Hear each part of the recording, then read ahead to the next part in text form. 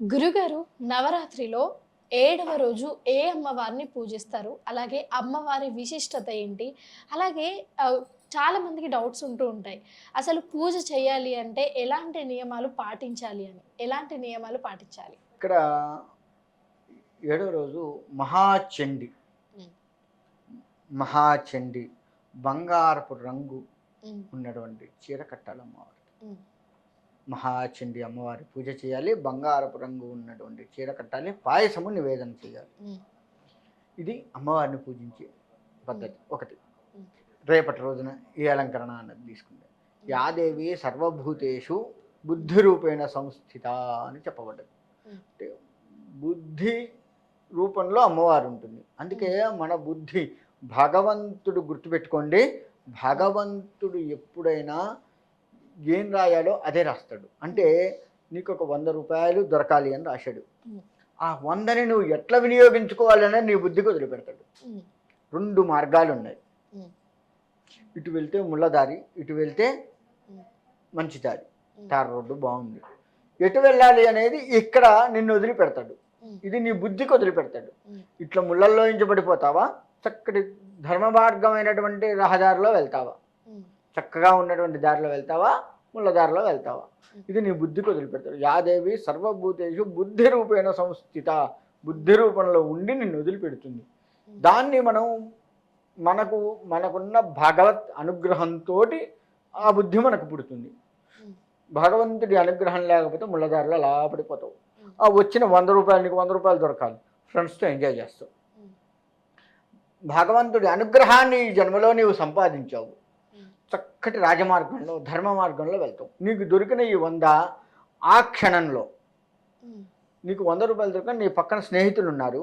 హ్మ్. ఇక్కడ బాగా ఆకలితో ఉన్నటువంటి వాడు ఉన్నాడు.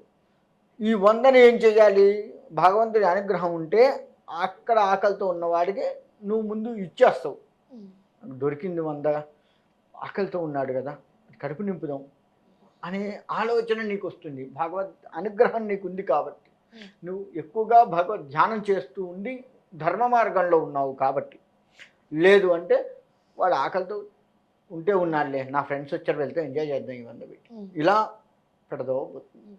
అయితే గురువుగారు, ముఖ్యంగా ఈ నవరాత్రులలో పూజ చేసేవారు 2 సార్లు పక్కా చేయాలా పూజ?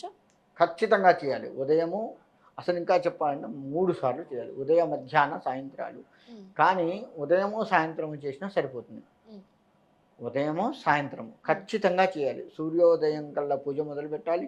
సూర్యాస్తమయం సమయం కల్లా పూజ మొదలుపెట్టాలి. హ్మ్. అంటే ఒక్క రోజుకి ఒక్క సంధ్యా పూజ సమయంలో 2 సరిపోదంటారా? చేయాల్సిందే. హ్మ్. ఖచ్చితంగా చేయవలసిందే. మన ఆఫీసులకు వెళ్తున్నారు, చేస్తున్నారు అంటే వారు వచ్చిన తర్వాత చేసుకోవాలి. హ్మ్. పొద్దున్నే ఆఫీసులకైతే ఎవరు పోరు హ్మ్. కదా! ఒకవేళ అర్ధరాత్రి హ్మ్. ఉద్యోగం చేసేవాళ్ళు ఉంటారు. హ్మ్.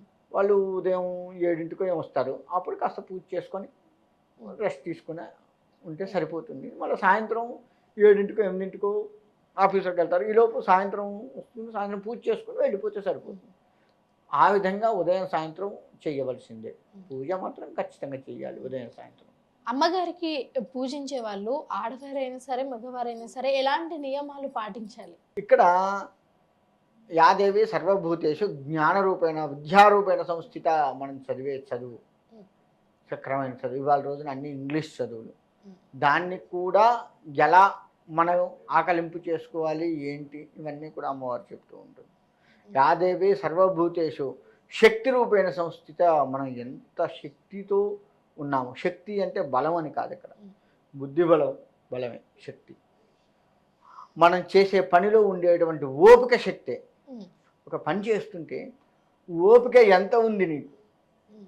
ఓపికగా ఎంత ఉండగలుగుతున్నావు? పేషెన్సీ అంటారు దాన్ని హ్మ్. ఇంగ్లీష్‌లో. హ్మ్. అంటే ఒక వ్యక్తి మనల్ని ఎంత హింసించినా ఓపిక పట్టగలగాలి.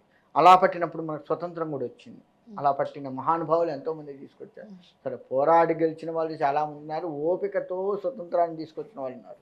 అంత తెచ్చుకున్నా మనం ఓపికగా దాన్ని నిలబెట్టుకోవాలి. అంటే హ్మ్. ఈ విధమైనటువంటి శక్తి హ్మ్. మనం చేసే పనిలో శక్తి. ఎంత ఎక్కువసేపు చేయగలుగుతున్నామో, ఎంత చాకచక్యంగా చేయగలుగుతున్నాము. హ్మ్. ఎక్కువ పని ఇచ్చినా ఎంత ఓపికగా ఉండి ఇచ్చిన పని వాళ్ళు ఇచ్చిన పని అయిపోయింది, రేపటి పని కూడా ఈరోజు కొంచెం చేసి పెట్టరాదు అని మన బాస్ అడిగితే, ఏ రేపటిది రేపే, వాళ్ళు నువ్వు ఇచ్చిన పని నేను ఇంతవరకే చేస్తా, నాకు టైం అయిపోయింది నేను పోవాలి, పొద్దున ఎప్పుడో వచ్చా, ఇటు కాదు కదా, చేద్దాం మన శక్తి ఉన్నంత వరకు చేసి వెళ్దాం. ఇది ఓపిక అంటే.